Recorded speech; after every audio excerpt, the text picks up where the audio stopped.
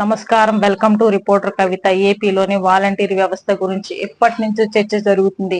Volunteer పదవి గురించి అందరూ ఆసక్తిగా ఎదురు చూస్తున్న నేపథ్యంలో డిప్యూటీ సీఎం పవన్ కళ్యాణ్ అల్లూరి సీతారామరాజు జిల్లాలో పర్యటనలో ఉన్న ఆయన వాలంటీర్లతో సమావేశమయ్యారు. వాలంటీర్ వ్యవస్థ అనేది అధికారికంగా ఉన్నట్లు ఎలాంటి జీవో లేదు. గత ప్రభుత్వం వాలంటీర్లను ప్రభుత్వ ఉద్యోగులను చెప్పి మభ్యపెట్టింది. వాలంటీర్ వ్యవస్థ అనేది ఏపీ ప్రభుత్వానికి సంబంధం లేకుండా పనిచేసింది అని స్పష్టం చేశారు. ఎన్నికలకు ముందు టీడీపీ అధినేత నారా చంద్రబాబు నాయుడు గారు వాలంటీర్ల పదవి కొనసాగింపు ఉంటుంది, వారి యొక్క జీతాలు కూడా 5,000 నుంచి 10,000 వరకు పొడిగిస్తామని హామీ ఇచ్చారు. పవన్ కళ్యాణ్ మాటలను బట్టి చూస్తుంటే ఈ హామీలు అమలవడం కష్టమనే అభిప్రాయం వ్యక్తం అవుతుంది. కురుడిలో జరిగిన రచ్చబండ కార్యక్రమంలో పలువురు వాలంటీర్లు పవన్ కళ్యాణ్ కలిసి తమ ఉద్యోగాలకు భద్రత కల్పించమని వేడుకున్నారు.